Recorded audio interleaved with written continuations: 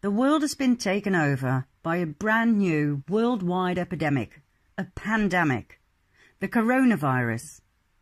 COVID-19, formerly known as 2019 novel coronavirus, is lashing out. It's shutting down entire countries. Schools and universities are closed, as are restaurants, community centres, theatres, gyms, and other public places. The fear of being infected is enormous. People are staying indoors. A large part of the world is on lockdown. What exactly is going on? How many people have died so far? Hundreds of thousands, as in the days of cholera? Millions, perhaps, as in the times of the Spanish flu? Worldwide, 15,000. That was the corona death toll on March 23, 2020. 15,000 people. That's not much for a pandemic. The virus has been active for almost 4 months. In 2018, between 60 and 80,000 people died of the flu in the US alone, in one winter. So why on earth is everybody talking about a pandemic? During my research, I discovered 10 different storylines. It's actually quite a complex case, but also quite suspenseful. I'll try to explain things clearly. First of all, COVID-19 does indeed exist. It is not a hoax, as some people believe. It's a flu virus that falls in the category of SARS, severe acute respiratory syndrome, which means it affects the lungs. COVID-19 makes you cough. It may also cause a runny nose and fever. This coronavirus causes the flu, an ordinary flu, as confirmed by more and more doctors worldwide. The chance that you will die from it is very small. Mostly old, sick and weakened people run the risk of dying from it. So why all the panic? That's because of storyline 2. The coronavirus started in Wuhan, a Chinese city with 11 million inhabitants. Patient 0, the first registered patient, caught the virus at an animal market, according to the official reports. And that's how the story emerged, that the virus had jumped from bat to man via a bowl of delicious yet infected bat soup. Now, whether or not this is a realistic explanation is yet to be seen. But at any rate, the epidemic started in Wuhan. The first images that reached us were quite innocent. People were simply wearing mouth caps. Life went on. People had lung problems anyway due to the heavily polluted air in Wuhan. But suddenly we started getting these images. That estranged me. When you have the flu with a fever, you stay at home, in bed or on the couch. But these people had gone out and they just dropped dead? Anyway, the Chinese Communist government showed the world to take well care of its people.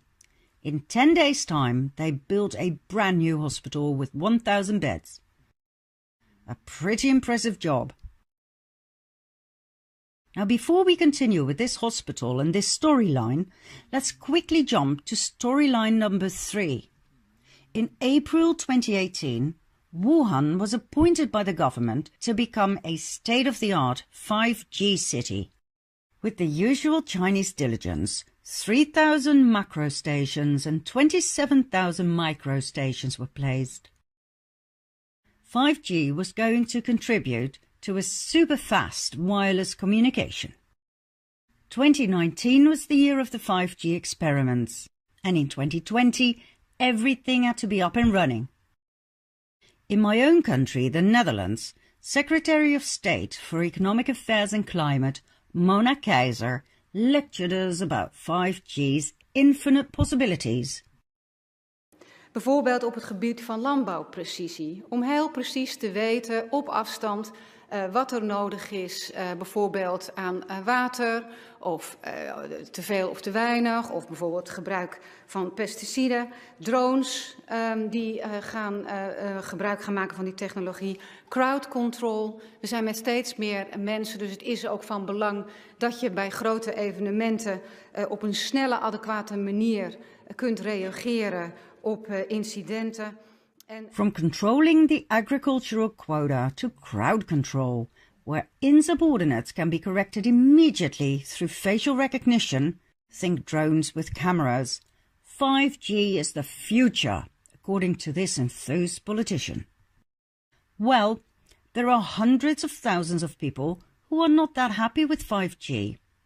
Fact of the matter is, 5G was never properly tested on humans and animals. And the few experiments with these specific frequencies made cows go hysterical, made birds drop dead from the sky, and made people fall ill with flu-like symptoms. That's an interesting set of circumstances. Wuhan, corona flu, and 5G flu symptoms? Now, of course, this can all be a coincidence, but the skeptic in me became activated upon hearing this. Could it be that the coronavirus is used to wave off 5G complaints? No, madam, there's no way 5G can cause these symptoms. 5G is completely safe. You're simply infected with a coronavirus. No annoying citizens. No lawsuits or damage claims. Right, let's go back to the previous storyline. What exactly did happen in Wuhan? The following videos reached us.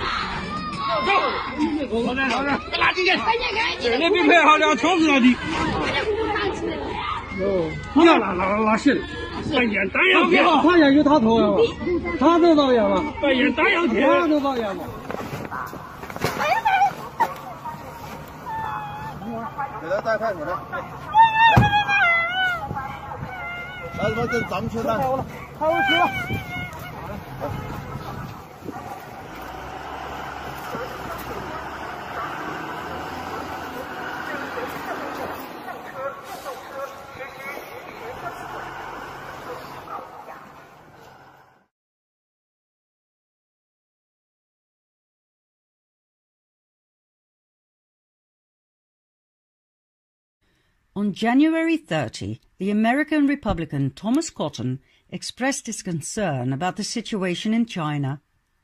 The entire border with Russia is closed. Air traffic has been minimized. 16 million people have been quarantined. Schools are closed. Hong Kong has been cut off from the mainland. And he said, this coronavirus is a catastrophe on the scale of Chernobyl for China. Wow, that's huge! The Chinese whistleblower Miles Guo, who fled from China and now lives in the US, told an even more devastating tale. 250 million people are quarantined. 1.5 million people have been infected. 50,000 people have died. 1,200 people are cremated per day. All media are censored. All major cities are on lockdown. The entire industry is down. The US and the CIA are blamed, and the virus was man-made. He went on to talk about the new hospital and said, "Every window has metal bars. This is not an ordinary hospital. It's more like a prison. The doors are locked from the outside. The patients simply cannot leave." When I first heard him speak, I didn't realize that he was not talking about the coronavirus. Something entirely different was going on here. What exactly didn't occur to me until I read this report from the American Department of Justice. On January 28, the DOJ announced that Dr. Charles Lieber, the chair of Harvard's Chemistry and Chemical Biology Department, was arrested for giving fraudulent statements to the FBI. In 2011, Lieber became a strategic scientist at the Wuhan University of Technology in China. He received $1.5 million to set up a research lab in Wuhan, plus living expenses of $150,000, plus a monthly fee of $50,000 to attract, recruit, and cultivate high-level scientific talent for China's scientific development, economic prosperity, and national security. Dr. Lieber had concealed all of the above, and when the FBI confronted him, he denied everything. And so, on January 28, he was arrested and brought before the judge. What struck me most upon investigating this case was the Lieber Research Group that focuses on the research and development of nanoscale materials, nanoelectronics, and brain research. We're focusing on a novel approach for integrating electronics within the brain and other areas of the nervous system, the company states, thus trying to influence the cognitive functions and the behavior of people. Cognitive functions are all processes involved in the taking in and processing of information. Think, for instance, intelligence, memory, focus, concentration, speed of thinking, planning ability, social cognition, language skills, and problem-solving capabilities. And that is influenced by injecting nanoscale materials into our brains? Why does that make me think of 5G's crowd control? Then I read the statements of a man who claims to be a high-ranking military in the Chinese army. He described the horrific things he had witnessed in Wuhan's new prison-like hospital. He was deeply shocked and had decided to tell the world what he'd seen, just before the social media were taken over and shut down by the Chinese government. He wrote about the existence of a horrid bioweapon in Wuhan and other parts of China, killing millions of people. He made it very clear that he was not talking about the coronavirus. He was talking about a bioweapon. It was developed to suppress the Hong Kong protesters who had been roaming the streets since March 2019. The Hong Kong protests were peaceful.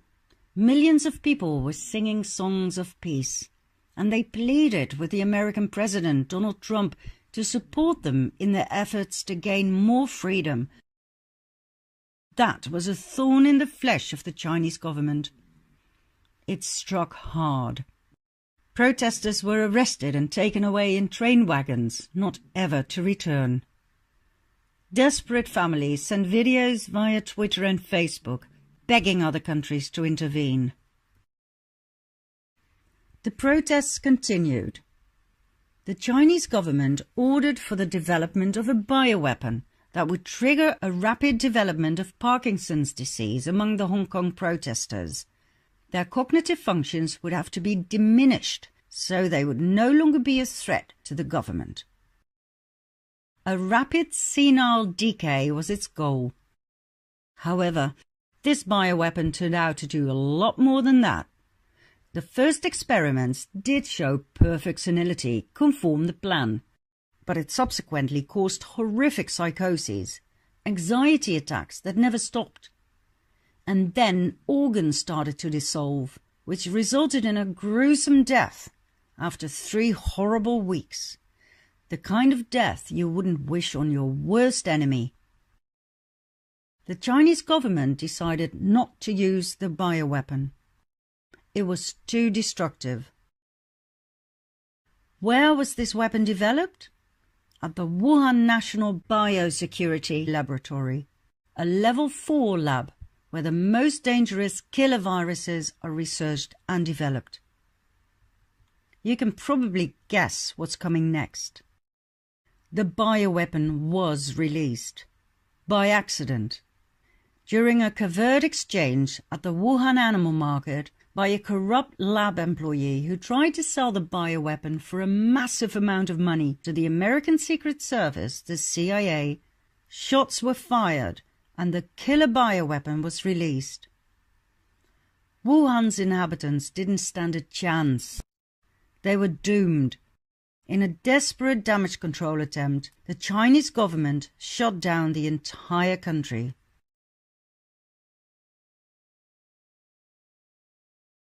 According to our high-level whistleblower, the hospital was hell on earth with 3 departments. The first for those in senile decay, the second for those in psychosis, and the third for those who had died and were thrown into enormous furnaces to be instantly cremated, hoping the bioweapon would disappear in the flames. Is this horrid account true? Time will tell. For now, I deem it possible, bearing in mind the activities and Chinese connections of Dr. Charles Lieber. Right now, Wuhan is a ghost town with empty streets. People are locked up in their homes, their doors soldered shut.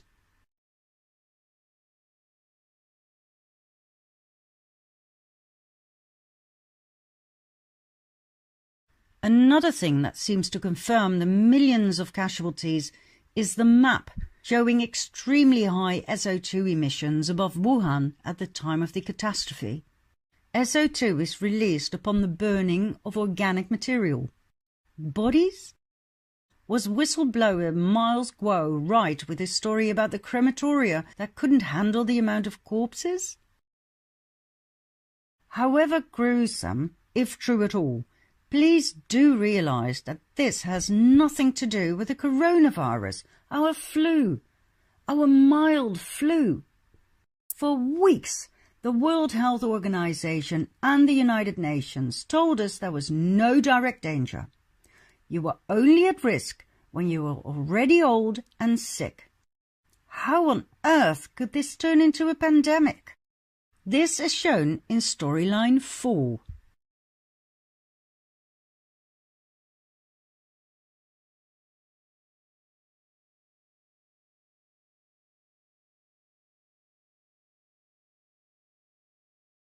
In order to understand number 4, I will briefly explain something about viruses. Some viruses only infect animals, such as ticks, cats and bats. Others infect human beings. Some viruses cannot jump from animal to human being. Those who can are called zoonoses. They have a specific receptor binding domain with which they can enter the human cell through the so-called ACE2 receptors. Now don't worry, I'm not going to bore you with jargon. That is not my intention with this documentary. I have asked medical doctors, virologists and DNA scientists several questions, and I will explain in a clear and simple manner what they told me. The official narrative that patient 0 was infected with COVID-19 by eating an infected bat is absolutely false. Why? Because the virus would, first of all, have to jump from bat to man, then it would have to reproduce and feed off human cell material, which is impossible for it's fully adjusted to bat cells, and then, step number 3, it has to become contagious. Those 3 steps do occur in nature, don't get me wrong, but it takes time. Especially step 2 is a problem. After all, the virus cannot survive without a host, in this case the bat. His entire protein sequence is attuned to bat cells. That's what the virus needs for food and for reproduction. Bat cells. When the virus jumps from bat to human, its problems are huge. First of all, it has to be able to enter the human cells. Then it has to get acquainted with its new host, the human being, so that it can actually eat his cells and start to multiply, after which it can become an irritating, contagious flu virus. This takes time, a lot of time. We're talking about the natural evolution of a virus. But that time wasn't there. COVID-19 was suddenly there, out of the blue. According to the officials, it jumped right out of a dead bat into a human being. And voila, there it was, highly effective and contagious. This is absolutely impossible, according to the experts I talked to. Then why are the World Health Organization and the United Nations spreading this insane tale? According to my professional sources, the virus must have been tampered with. Protein engineering, they called it. Not a naturally evolved virus, but an intentionally altered virus. To be precise, the protein sequence of this virus had been altered over a long period of time in human cells or in human guinea pigs. Was the discovery of patent number US 10-130-701-B2 granted to the British company Pythagorean on November 20, 2018 for the development of a coronavirus, as posted on several social media, was that of any interest at all in this case? No. According to my sources, COVID-19 had nothing to do with that patent.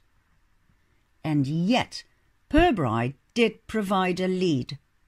Because of the wrong track of this patent, I stumbled upon Pythagorean's financial benefactor, Bill Gates, our billionaire from my previous documentary about the fall of the cabal.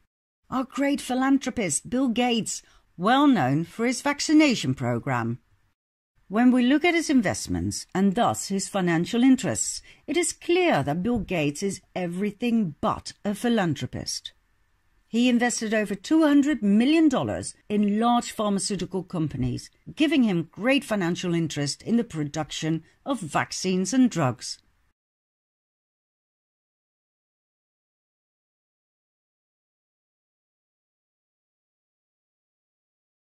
Let's take a look at the role of Bill Gates in the corona case. In February 2020, it was announced that Moderna, an American biotechnology concern, has started working on an experimental vaccine. Moderna is sponsored by the Coalition for Epidemic Preparedness Innovations, a worldwide alliance that finances and coordinates the development of vaccines. In order to make the corona vaccine as fast as possible, Moderna is now collaborating with Inovio Pharmaceuticals, Wistar, VGXI, a subsidiary of Gene One Life Science, and Twist Bioscience. What do all of these companies have in common? They are all financed by Bill Gates. Let's be honest, this man has a lot to gain from a pandemic. He reminds me of our own Dutch virologist, Ossebaard, who provided the government of the Netherlands, Holland, with his so-called objective advice back in 2009 concerning the battle against the Mexican flu. When the first infected person was officially registered in the Netherlands, he and his co-workers toasted with whiskey on this memorable fact. Dat we dit goed mogen aanpakken. And following his advice, the Dutch government ordered 34 million Mexican flu vaccines, with the company in which Ossebaard had a 10% share.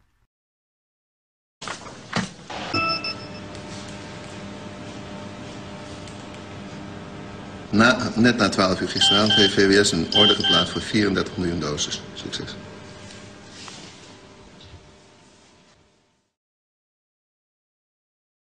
Follow the money. Let's hand it to them. It's a brilliant concept. There's a problem, you come up with a solution.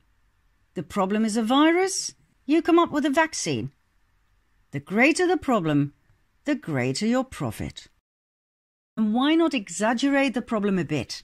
Use your connections at the WHO and the UN to spread a highly overrated message of fear into the world via the mainstream media, where you have lucrative connections as well, and the big bucks come rolling in. And if there is no virus to work with, you create one. COVID-19. You understand what storyline 4 is all about, right? The depopulation program that was so beautifully outlined in Agenda 21 and Agenda 2030 by the hand of Henry Kissinger. The special program in which the world population has to be brought back from 7 billion to max 500 million people, all in the name of sustainability and saving planet Earth. And our friend Bill Gates openly assists in reaching this goal by means of his vaccination program. The world today has 6.8 billion people. That's headed up to about 9 billion. Now, if we do a really great job on new vaccines, healthcare, reproductive health services, we could lower that by perhaps 10 or 15%. Oh, and you're going to love this one. In 2019, Netflix broadcast a series about the creation of a universal vaccine. Pandemic: How to Prevent an Outbreak. Who financed the series? Bill Gates. Who played a role star? Bill Gates. Also in 2019, in October, Event 201 took place in New York. Guess what was simulated at the event? The outbreak of a coronavirus. Believe it or not, just before the actual outbreak a few weeks later. Who financed Event 201? Bill Gates. And it gets even crazier. Event 201 was not the first corona exercise. On September 18, at Tianhe Airport in Wuhan, there was an exercise around the alleged infection of a passenger with the coronavirus. To practice. For what? For something they knew darn well was going to happen? Either Bill Gates and his friends are extremely psychic, or they know more than you and me. I bet on the latter, at least for now. Oh, and there's yet another thing about Bill Gates that not many people are aware of. He is the financial force behind the World Health Organization, set up in 1948 by the Rockefellers, the extremely powerful family that I put in the limelight in part 2 of my documentary about the fall of the cabal. The WHO, that most people believe to be an objective organization for the benefit of all of humanity, floats on the dollars of Bill Gates and his charity organization, the Bill and Melinda Gates Foundation. So who do you think is behind the plans and their execution of the World Health Organization? Follow the money and everything becomes crystal clear. Now here's a nice little sideline before we continue with storyline number 5. The more I studied Bill Gates, the more he fascinated me.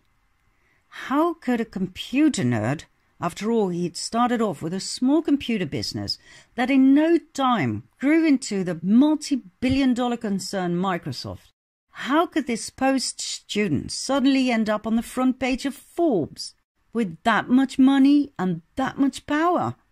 Did he come from an ordinary family?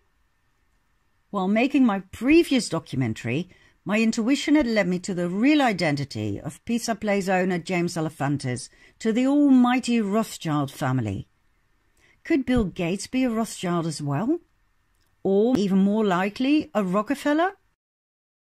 Bill's father, William Henry Gates, was an attorney. He sat on the board of Planned Parenthood.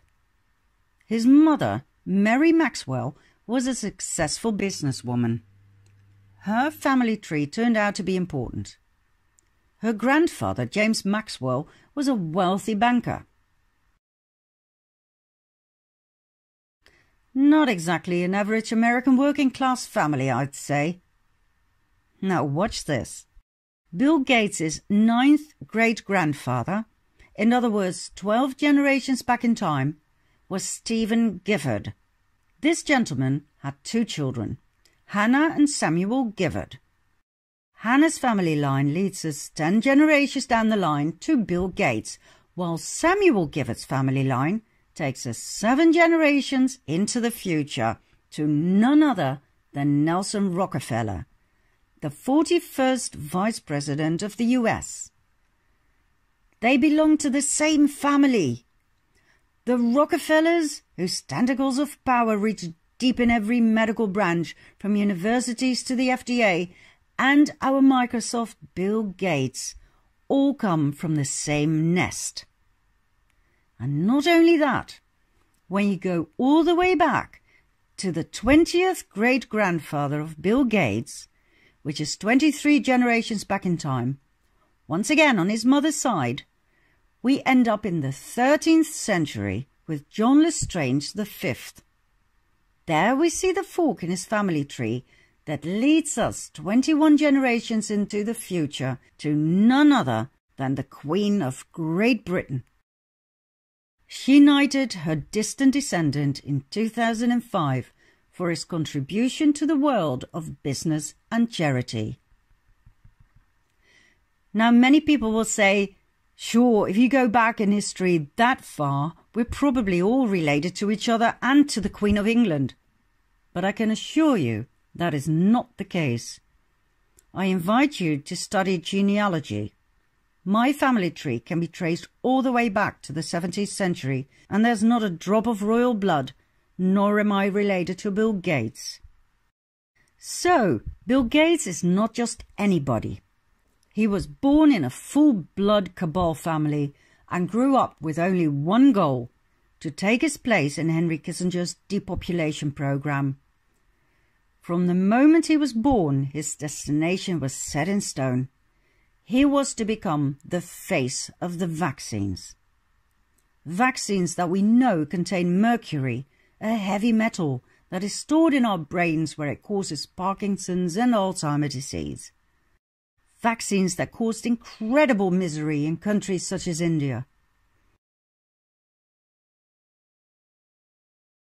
Vaccines that were made as a solution to a problem that had been created in the first place by the same people of power and money, the Gates/Rockefellers.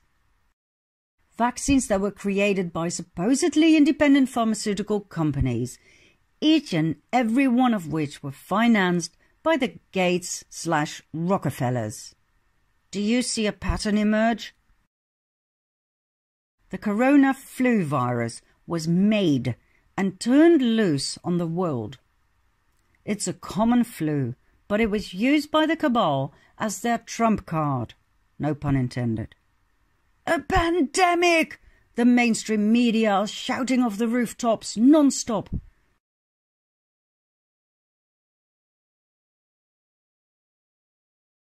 Newspapers write about nothing else. Governments emphasize the importance of washing our hands, of quarantine, mouth caps, and the closure of country borders. One person mentions something about toilet paper and everybody runs to the supermarket to stock up toilet paper. Interesting choice, by the way, as COVID-19 does not cause diarrhea.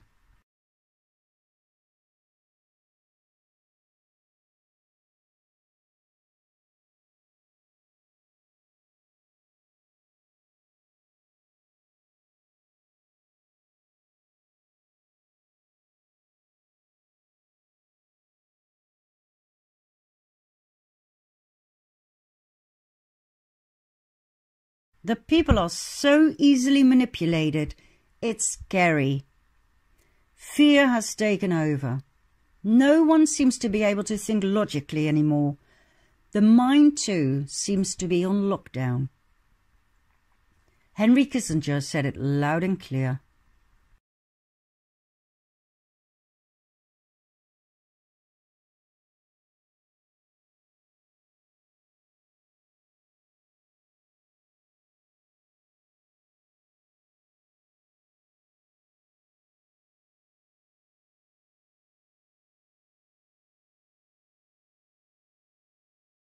It won't be long before we're all force vaccinated.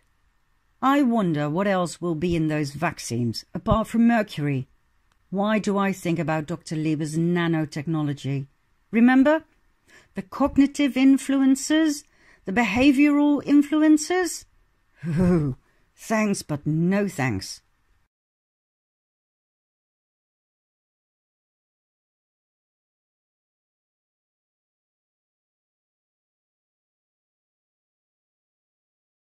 I promised you 10 storylines, and we're still stuck at number 5.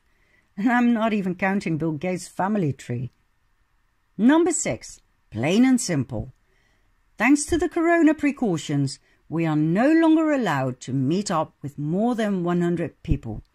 This was announced on March 14, and it is shown as such in the Dutch version of this documentary that was published first.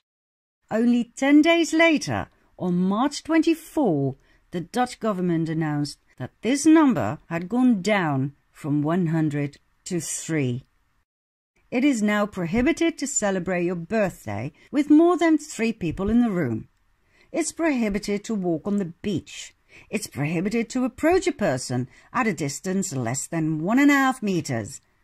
If you get any closer than 1.5 meters, you can be fined €400 on site. All events and gatherings have been cancelled, including my lectures and presentations, until the 1st of June. Exceptions? Funerals and church weddings. What else? Mayors have the right to have you quarantined at their command. Which part of police state don't you understand? And hey, in all fairness, this is a great solution for any government worried about the yellow vests, protesting farmers, and other insubordinates. And come on, it's for your own good. Number 7. The lockdown of China and other countries have enormous economic consequences. Businesses are shut down, production, supply. Many companies are driven to bankruptcy. Stock continues to decline. Oil prices are plunging. Even cryptocurrencies like Bitcoin are plummeting. The mainstream media are screaming of a stock market crash.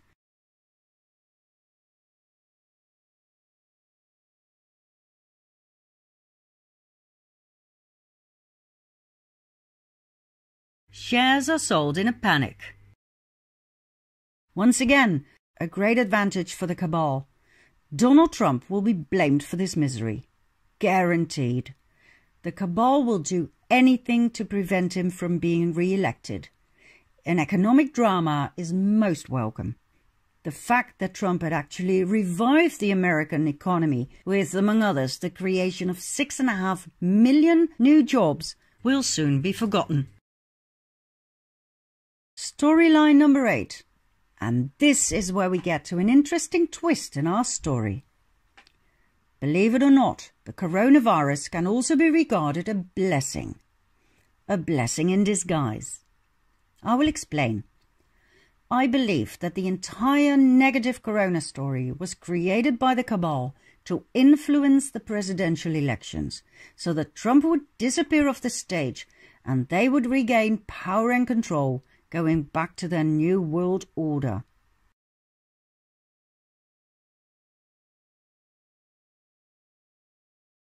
However, the so-called white hats, the good guys, seem to have taken over, and that was something the cabal had not counted on. The financial economic crisis will turn out to have many advantages. How long have we been waiting for a financial reset? For a new monetary system? Do you really think this can be implemented without a struggle? Of course not. It will take a shock wave. The once so powerful cabal, the elite, the 1% I exposed in a 3-hour documentary is being destroyed as we speak, bit by bit. Corruption, money laundering by governments and politicians through their non-governmental organizations, high treason by selling national security secrets, and even 20% of the US radioactive uranium to Russia, See part 9 of The Fall of the Cabal about the Rosatom deal of Obama and the Clintons. Everything is coming to light. Human trafficking, child sex trafficking. They are draining the swamp. A financial reset will follow. Guaranteed. The first signs are already there in the US. People are allowed to delay the down payment of their mortgage due to the coronavirus. That's never happened before. Interest rates have gone down to 0. The utterly corrupt Federal Reserve is now being restructured by Trump. And following the Fed, all central banks will bear the consequences, including the European Bank, the Bank for International Settlements, and the International Monetary Fund. The German National Bank is bankrupt. Other banks will follow soon. This may come across as scary, especially when you have a lot of money in the bank. But it's absolutely necessary to come to a new financial system. Only then can equal distribution arise. Only then can the abundance that we live in this world flow towards the 99% instead of the pockets of the 1%. Income tax will disappear. Value-added tax will be adjusted. Everybody will profit except the cabal.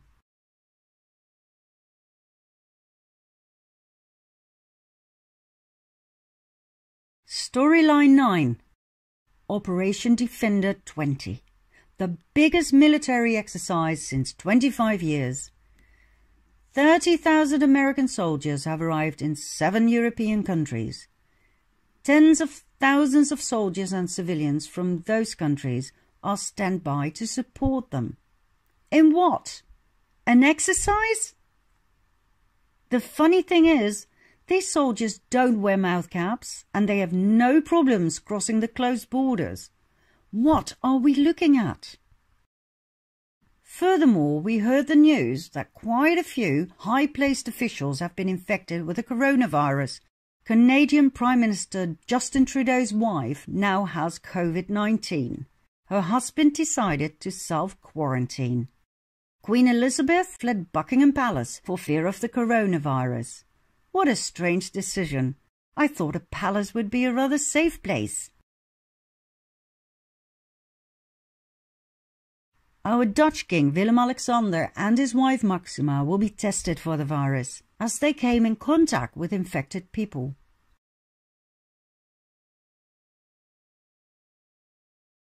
Hollywood is another place where COVID-19 rules. Top actors such as Tom Hanks, his wife Rita Wilson, Orlando Bloom, Katy Perry, Ellen DeGeneres, even Harvey Weinstein in prison. They are all down with the virus. Hollywood has gone dark. Hollywood, one of the worst pedophile dens in the world, where child actors are molested on a daily basis, where satanic sacrifice rituals are commonplace. Hollywood is down? Main suspects in the nauseating Pizzagate scandal are being quarantined? Or should we read house arrests instead of quarantine?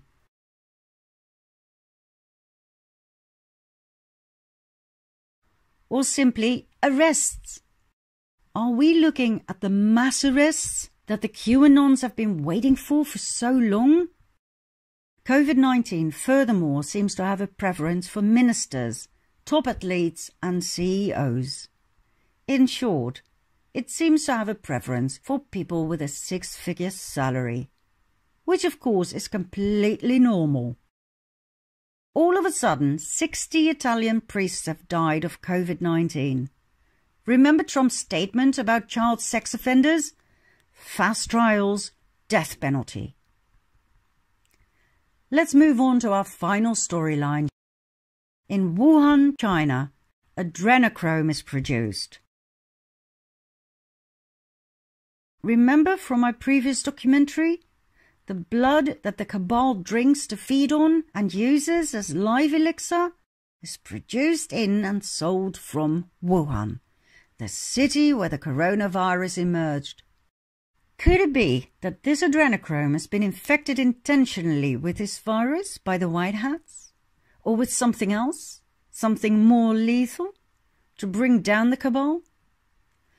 Have the cabal virus victims really been infected with COVID-19? Have the priests really died from it? Or were they executed for their pedophilic crimes? Is the entire corona infection nothing but a distraction for the public? At this moment in time, I cannot wait any longer with the presentation of my research findings. All my lectures in March, April and May have been cancelled. By means of this documentary, I can still share my current findings with the world. What do I expect to happen? That which millions of QAnons have been yearning for over 2 years. Mass arrests, military tribunals, convictions at the highest level, financial reset, and perhaps the 10 days of darkness Q mentioned. Lockdown of countries, lockdown of the internet, no social media, so that the cabal no longer knows what's coming and they cannot coordinate a possible escape. When this happens, do not be afraid. Everything is going according to plan. Operation Defender 20 is there to protect citizens against their corrupt governments that will spare no one in a final attempt to remain in power. I would not be surprised at all if we're told pretty soon that we cannot leave our homes any longer. My advice? Comply. In public places, idiots can open fire. At home, you're safe. Have a great time with your family. Enjoy your spring garden, the daffodils and the tulips, the beautiful singing of the birds. Everything will go on, just on a smaller scale. Q said, done in 30. If that means 30 days, this exciting phase will end on Good Friday, April 10. Realize that this is a unique time in the history of mankind. The time when the suppression of the people that has been going on for thousands of years will come to an end. This is the liberation of the people. This is the transition to a new earth, the 1,000-year kingdom of peace, the new Jerusalem on earth, as described in all ancient sacred texts. You are witnessing it, so enjoy to the fullest. There will be a time where you can say to your grandchildren, I was there, I lived it. God, it was so suspenseful.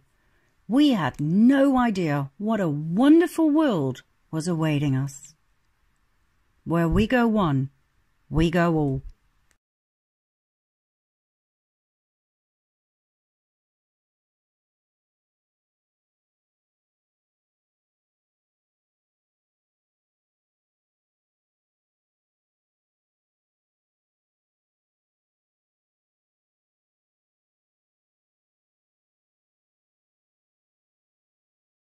Let's make a brief recap of the first 3 parts.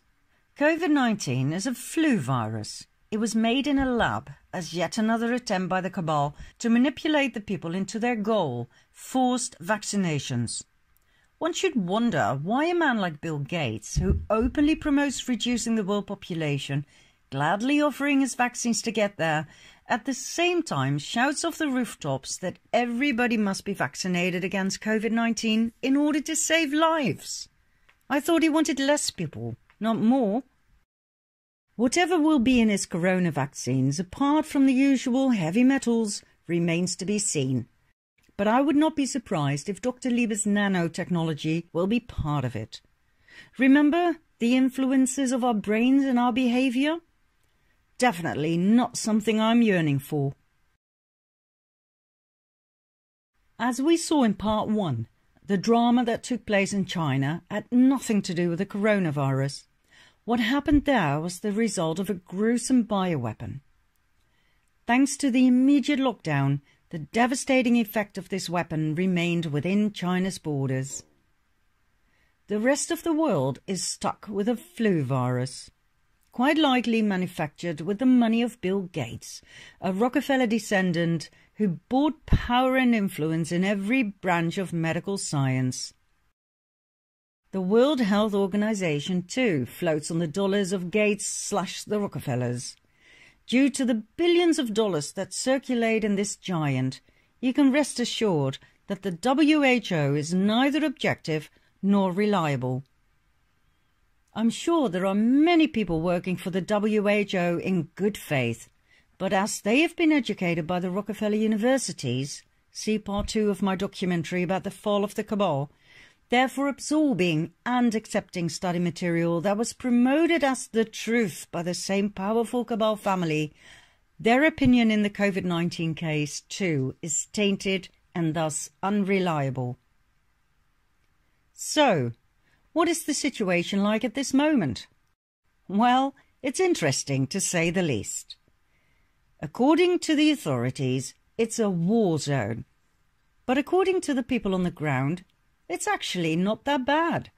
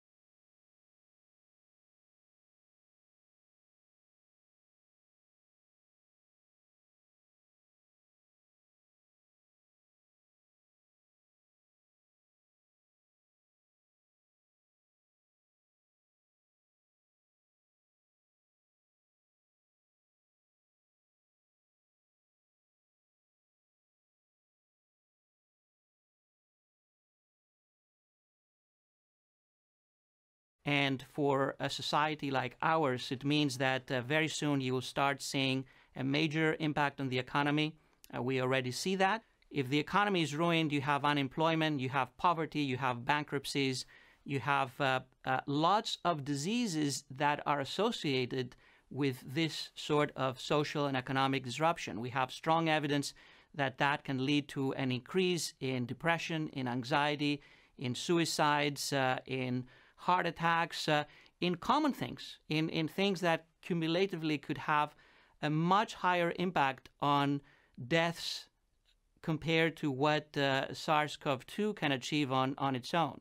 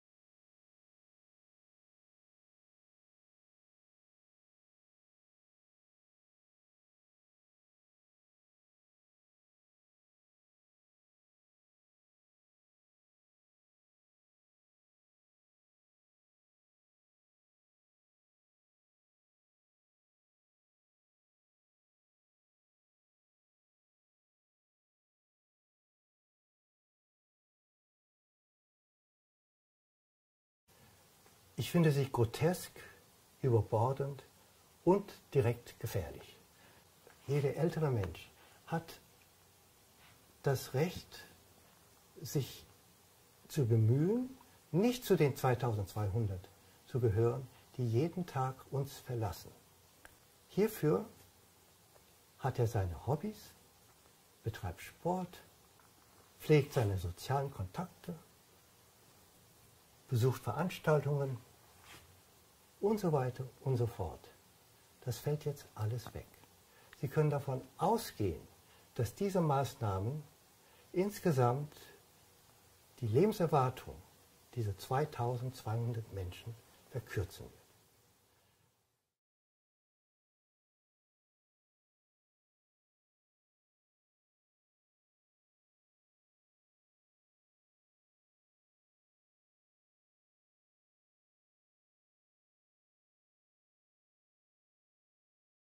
Also an der Geschichte sehen Sie schon, dass dieser Test sehr unzuverlässig ist. Das ist ein PCR-Test, also ein Test auf PCR-Basis, wo falsch Positive vorprogrammiert sind.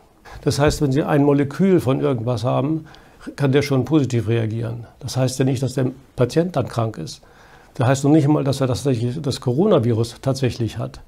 Das wird ja nie isoliert, sondern man verlässt sich voll und ganz auf diesen Test. Wenn Sie den Test wegnehmen würden, dann wäre das Leben wie vorher. Dann würde hier überhaupt nichts zu sehen sein an einer verstärkten Sterblichkeit oder Mortalität oder Erkrankungshäufigkeit. Ist überhaupt nichts zu sehen, ist überhaupt nichts los im Moment. Im städtischen Krankenhaus haben sie jetzt 20 Intensivmedizinbetten aufgebaut und warten jetzt sehr dringend auf die ersten Opfer. Ja. Da wird nichts kommen, da bin ich ganz sicher.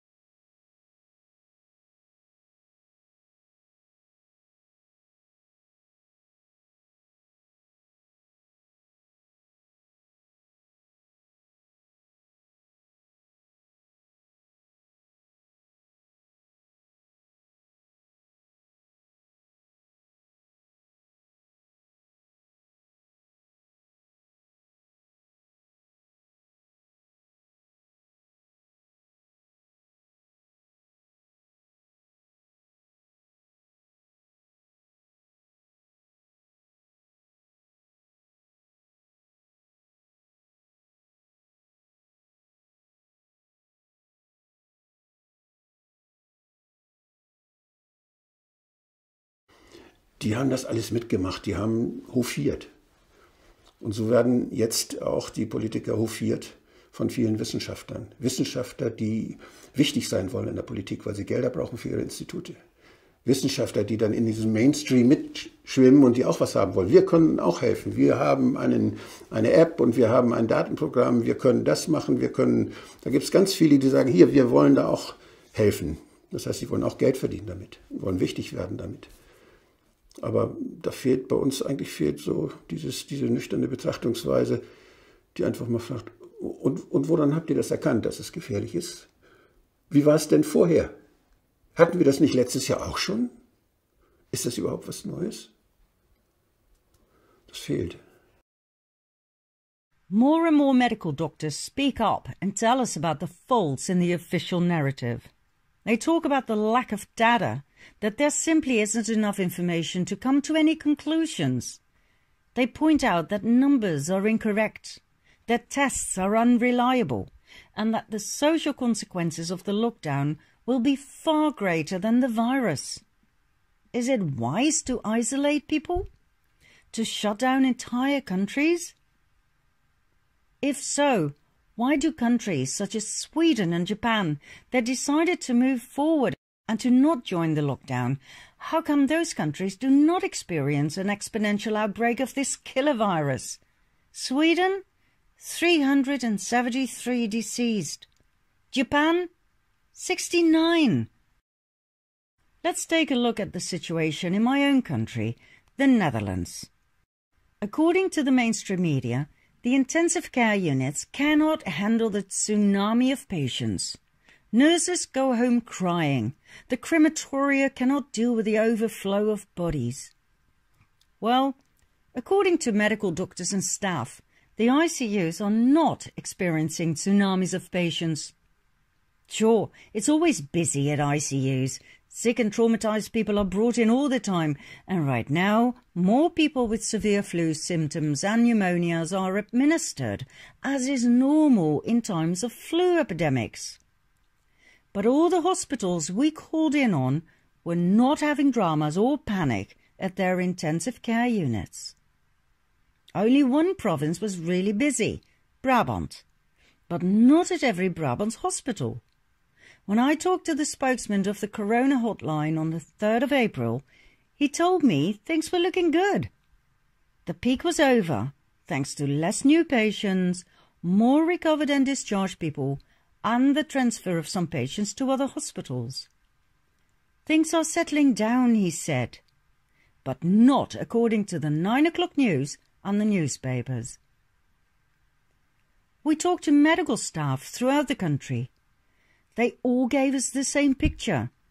Everybody is waiting for the flow of patients they were prepped for. Everything's ready. Hospital beds, ICUs, medical staff, doctors. They're waiting for the peak. At this moment, the COVID-19 numbers in the Netherlands are fairly stable. Some municipalities gain infected people, others do not.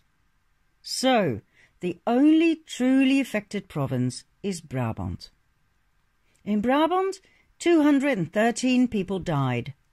And that's really sad, and I send my heartfelt condolences to their loved ones, I really do. But the average age of these 213 people? 82 years. 82 and a half to be precise, as a most helpful RIVM spokesperson just told us. How many had other illnesses apart from COVID-19? 83%. 83 out of 100 people were already old, sick and weakened. By the book of an ordinary seasonal flu. Right now, on April 4, 15,723 people tested positive in the Netherlands. But mind you, this number tells us nothing at all. Half of it was diagnosed incorrectly, thanks to an unreliable test pushed through by the World Health Organization. The majority of people experience only mild symptoms. Some have the real flu, which is taken care of properly by the body itself, by means of a fever that sweats it all out, and the rest was already old and sick and undoubtedly hosted a variety of viruses, among which corona. Apart from that, this official number, 15,723, is cumulative, everything added together. The recovered people are not subtracted. Why not? According to the RIVM, because they don't get this information from the hospitals. And so, for weeks now, the official number of healed corona patients has remained at 250. In other words, there are not 15,723 corona patients. The number is much lower. Like Dr. Bhakti clearly explained, most infected people are asymptomatic, which means they don't have any symptoms at all. They have no illness whatsoever. Why on earth are they even in the statistics? Furthermore, a lot of people have recovered. Not just the 250 the authorities mention, according to the medical doctors who do the real work in the field. People are declared healed on a daily basis. Countless corona patients only have minor symptoms. They stay in bed for a few days, after which they're back on their feet, according to the RIVM itself. This is fantastic news.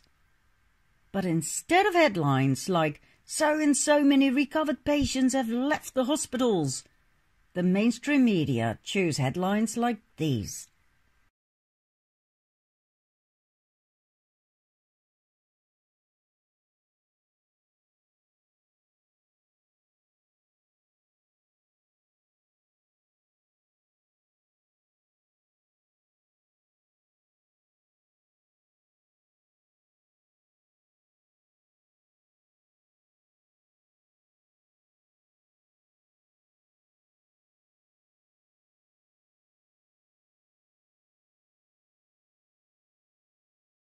Yet another interesting thing. Let's have a look at the average amount of casualties due to respiratory diseases. After all, COVID-19 belongs to the SARS family, illnesses that affect the lungs. Every year, an average of 11,850 people die of respiratory diseases, of which 3,225 die of pneumonia. COVID-19 pales in comparison. What exactly is going on? It didn't fully dawn on me until I read the official documents about the COVID-19 tests of the American CDC, the Centers for Disease Control and Prevention. It describes how doctors should test people for the virus, the procedure, how to send the samples, etc. Well, we'd already heard from several experts that the tests are unreliable, but when I read this, I was shocked. On page 34, chapter Limitations, it reads, "This test cannot rule out diseases caused by other bacterial or viral pathogens." Say what? That means that God knows how many people have been diagnosed with COVID-19, although they were actually infected with other viruses, or even with bacteria? How many medical doctors are aware of this? I suspect not that many. Why not? Because they are simply too busy to read all of these reports in their small print. Because they blindly trust the authorities that cannot be trusted, as too much money and power are involved. Do you realize what we're dealing with here? Fraud. Fraud of numbers. Fraud of statistics. I find this shocking. I may be naive, but this is not right. Every bronchitis, every pneumonia, every asthma attack can and will now be diagnosed as COVID-19. Medical doctors rely on tests that are not reliable, as openly admitted by the CDC, so they cannot be sued. The official corona data are corrupted. The entire situation is exaggerated to the point of insanity. Even if the official numbers were correct, they are not high enough to turn the whole thing into a drama. Let's have a look at the casualties of 2 years ago, shall we? When nobody was talking about a pandemic?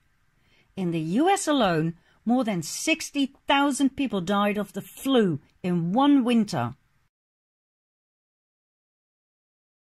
In 2018, 40,000 people died in traffic in the US. 48,500 people died by suicide. 170,000 people died in unintentional injury death.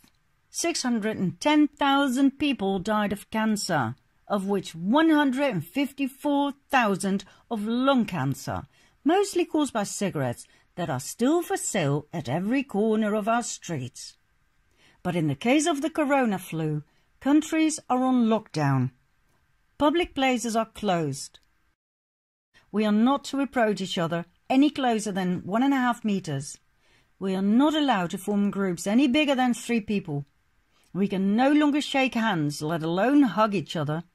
And if we do, simply because we understand how we are being screwed by the authorities, we are asocial and dangerous.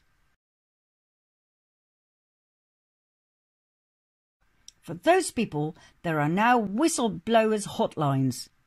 And guess what? There were countless people who called them on day one.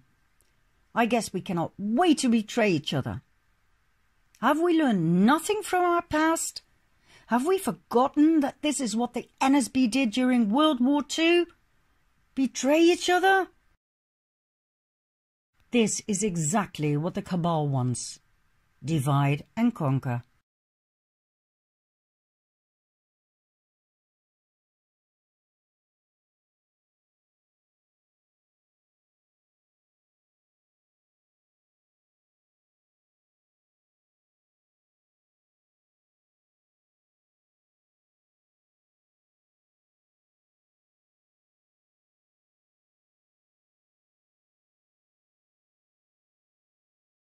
as old as humanity itself, divide and conquer. And it works, time and again. Why? Because people refuse to learn from the past. They refuse to think for themselves and ask critical questions. Are those numbers correct? Let's call some hospitals and see for myself. We'd rather be lied to than think independently. Our king sends out a video message in which he and our queen and the princesses incite us to applaud for the Dutch healthcare professionals. Heroes who risked their lives in the battle against this horrific virus. I fully agree. Healthcare professionals are heroes, absolutely, and I will lovingly applaud each and every day. I truly mean that. But because of the flu, because of manipulated data and fraudulent numbers, most Dutch civilians applauded nicely by direction of the King of Oranje-Nassau, like a herd of sheep, because, well, we don't really want to do our own research, and we certainly don't want to put our heads above the parapet, do we? And oh, let's be honest, the togetherness was just lovely. Yes, it was, but we don't need a virus for that, and we most certainly do not need a king to show us how to do it.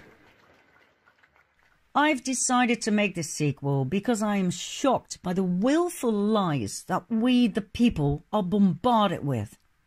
Lies about mortality rates, lies about the gravity of the situation, lies about ICU dramas. Critical Anon started actions on social media, asking their friends to go to hospitals and see for themselves what the situation was like. What did they find?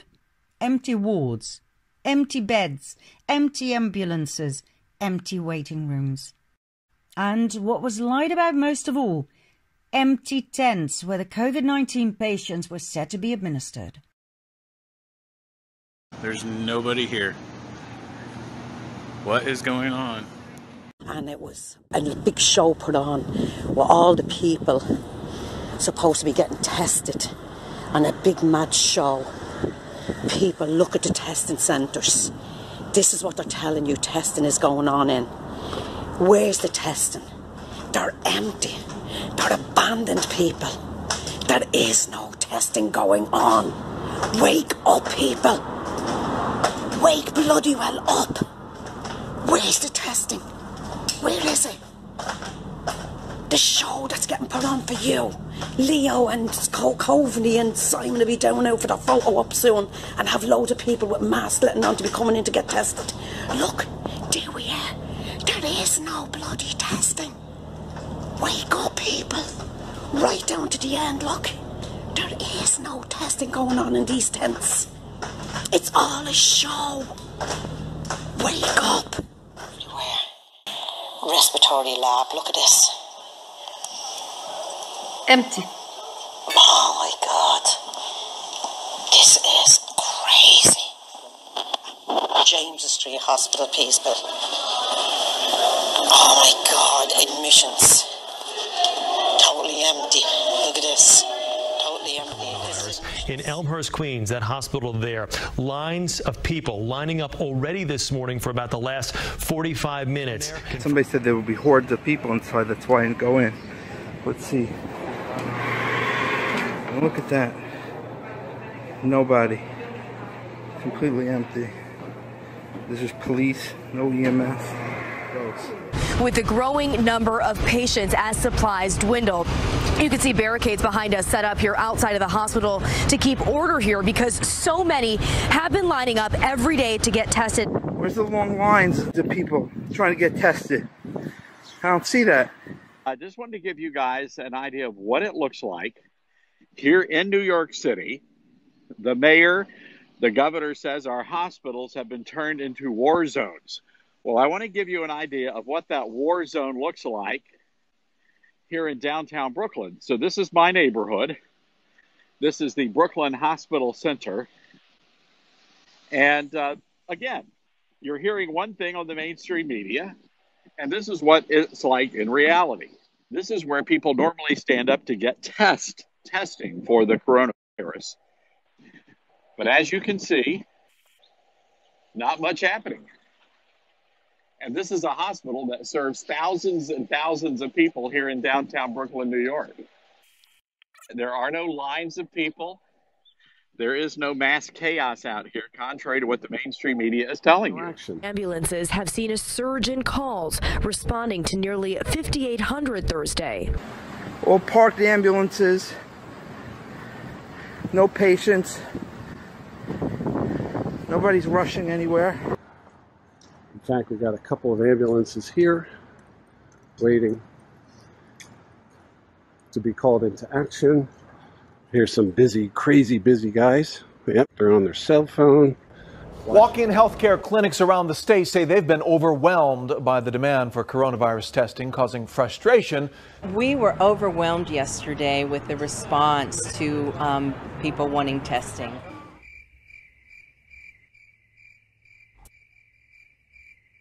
Night after night being told there are these long lines of people being managed at the urgent care, that they're being overwhelmed. Some waiting as long as 4 hours. Actually, the president or CEO of urgent care, while I was in front of the place, was telling me, we're doing the best we can, managing these massive lines. I'm like, I'm here, lady. And there's no lines. So are these the overwhelming lines that you guys have been lying to the people of Hawaii about? I'm a journalist, and this is going to be a column, and it's going to be read nationally. About how you're lying, that there are massive lines. I never said there were massive that you're doing. We were overwhelmed yesterday with the response. You tested 25 people here yesterday? You know what? You said that. You didn't test 25 people. Okay, you're videotaping people. No, I didn't. No, I didn't. I got nobody going in. No.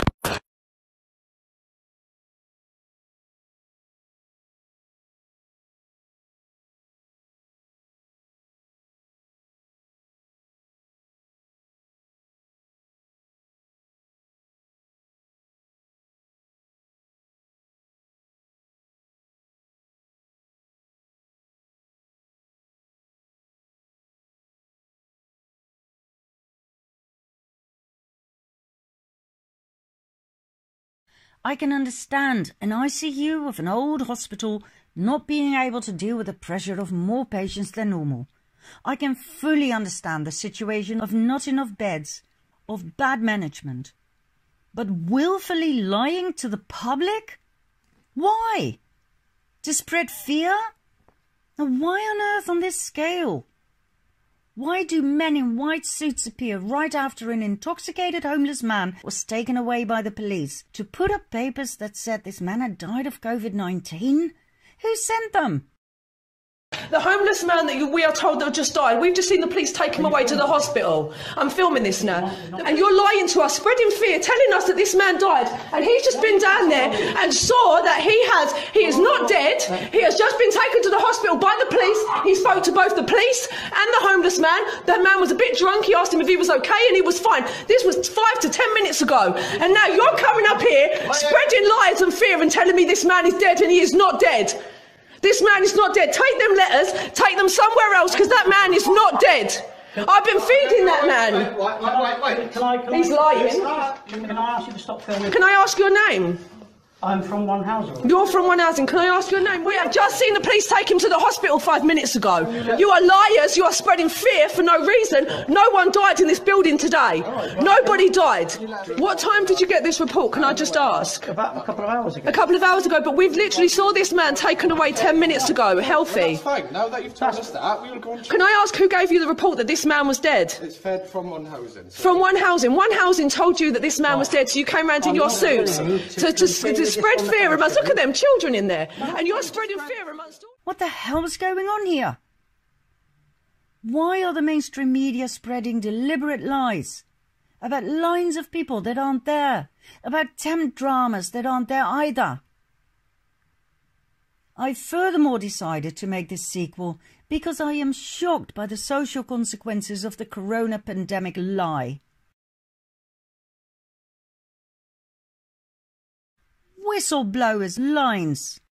We're going to have the situation of two opposing camps, those in favour of the harsh corona measures and those against. The people who can no longer comply with this collective insanity as they woke up and see will be exposed to the anger of those who strongly hold on to their beliefs shaped by the authorities. And I can assure you that the fury of a community ruled by fear is much more terrifying and dangerous than 10 flu viruses together. And the cabal? They laugh and laugh and laugh. Divide and conquer.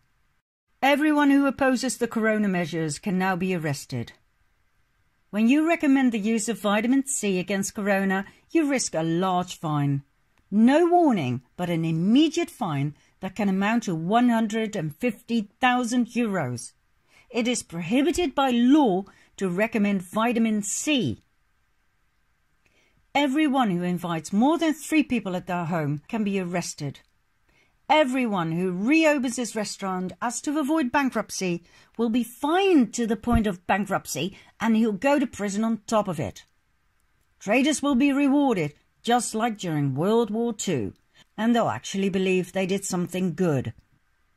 If it's for the cabal to decide, the authorities will keep shouting off the rooftops that COVID-19 can only be overcome when everybody is vaccinated. And the woke ones amongst us, those who went looking for the truth, who came to different conclusions and who do not want the COVID vaccine, will get the worst of it. Oh, it won't be that bad, is what I hear people say. Really? Well, what can you do? Demand a referendum? They were abolished. In 2018, the referendum was abolished after the Dutch people did not want something their government did want. The result? The Dutch government pushed it through and got rid of the referendum. There are still many people in my beautiful little country who truly believe the Netherlands to be a democracy. Forget it. It's a police state. If you don't believe me, look up the definition of a police state and compare it to the Dutch state of affairs. It's not rocket science, you know. The police will now deploy drones with cameras and facial recognition software in order to find and prosecute the liabilities in our society. It's already done in China. But hey, people say, that's not going to happen here. We're no communist country. No, we're not. But we're no democracy either. Not anymore. How bitter is it to be called tin-foiled hat by people who are convinced their government would never do anything to harm them? How on earth are we supposed to deal with that? What to say? Where to start? The same people still believe they can call on the Dutch constitution in case things do go wrong. How naive. I suggest they talk to a lawyer. They will explain the Constitution was never any good to civilians. I will quote an expert on this matter. The Constitution is a piece of paper that is of absolutely no use whatsoever to civilians. It was set up by policymakers who can and will adjust it when it serves them. The same skeptics who think they see things clearly do not know that the Dutch Constitution has been subjected to the European Constitution, the United Nations and the World Health Organization since 1953. Every Dutch citizen is subjected to the whims of the European Court and these cabal institutions. And when they say you should be vaccinated, they have the legal right to force it upon you. No Dutch constitution can or will protect you. And if you refuse, you will be arrested and vaccinated by force. Do you really think I believe in conspiracy theories? Then explain to me why at the end of March last month contaminated test kits were intercepted in the UK? Contaminated with COVID-19. Seriously? Do you believe that was just a mistake? I absolutely believe in conspiracies. How can you not? The entire history of mankind is built on a chain of conspiracies. Every historian will attest. Unfortunately, we are not talking about conspiracy theories. These are conspiracy facts. Bill Gates is now emphasizing the importance of COVID-19 vaccines.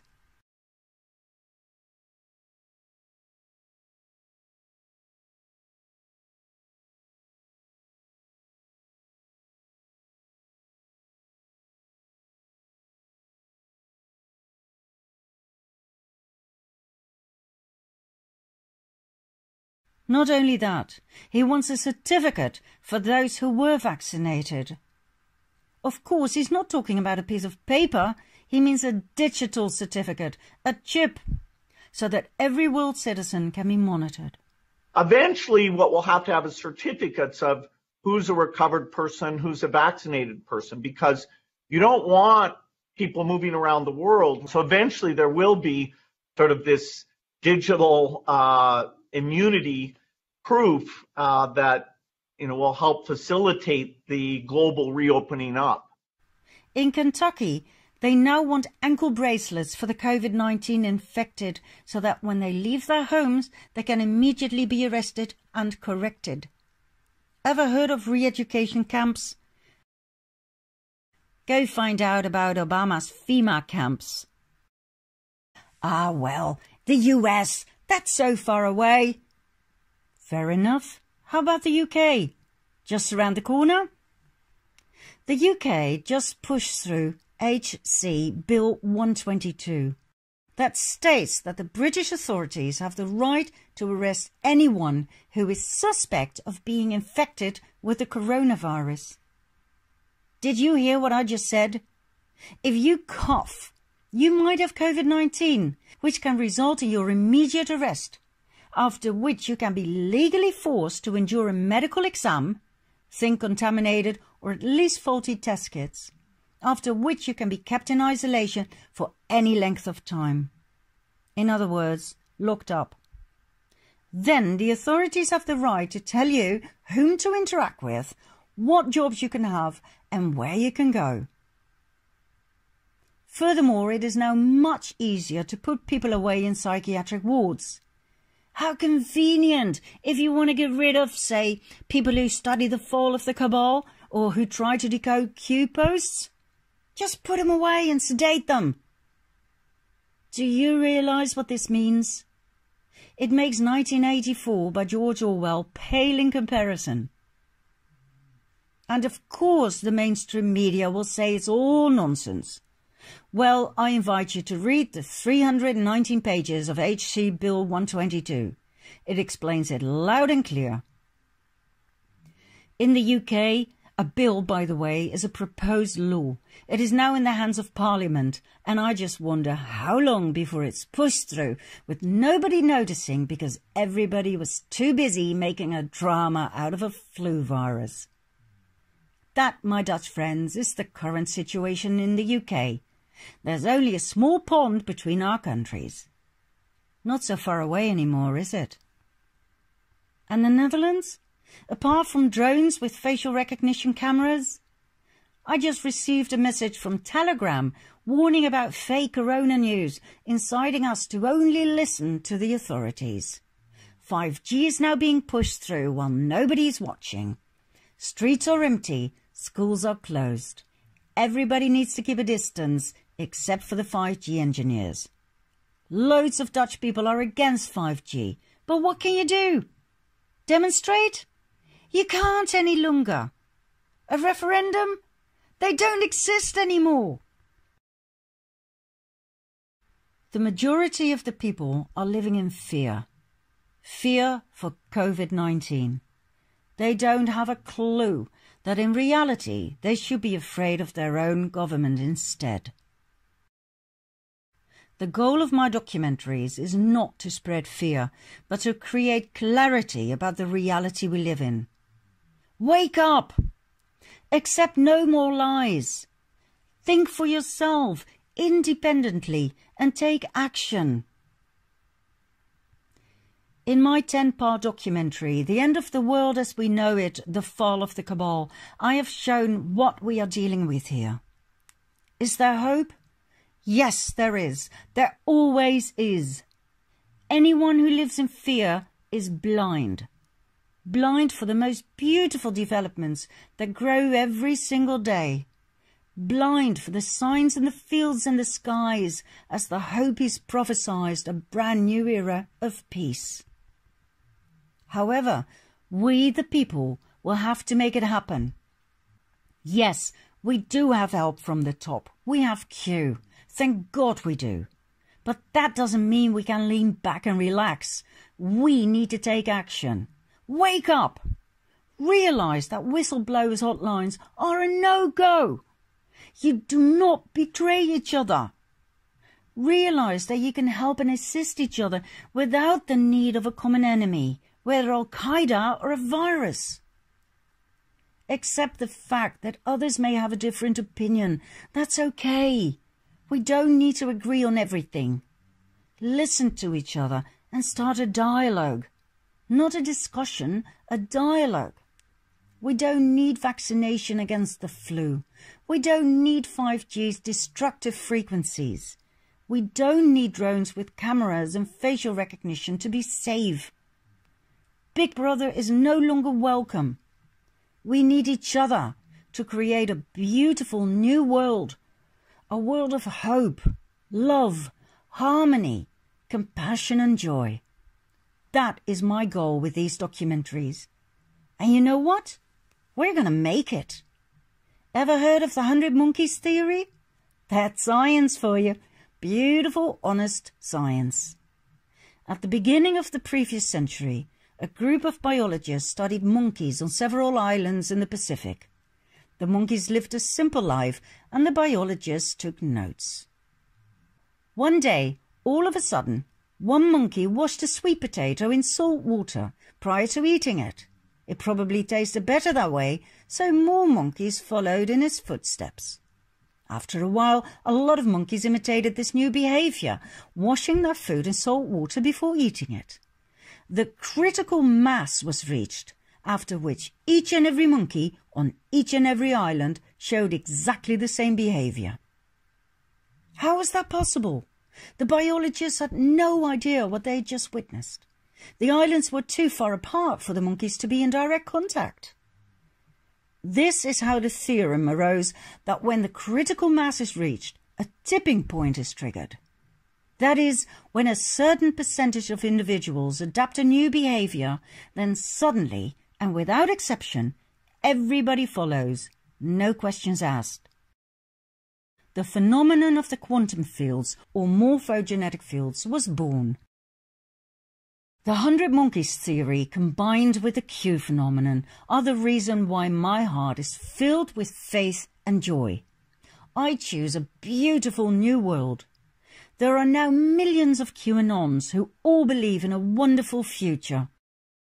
My documentaries have been watched over 11 million times in the past 3 months. The tipping point, the critical mass, is within our reach. Maybe we just need one more monkey. And I can assure you that I will continue making documentaries until we have reached that last monkey. Because if I can choose between my heart filled with fear or my heart filled with love, joy and faith, well, I can assure you that's an easy choice. I'll give you one more thing to ponder.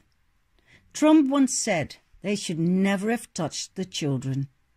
At this moment in time, the first reports are coming in about children being rescued from tunnels. First in California, now in New York. Why are aid workers bringing cots, diapers and even incubators to the massive ships Mercy and Comfort?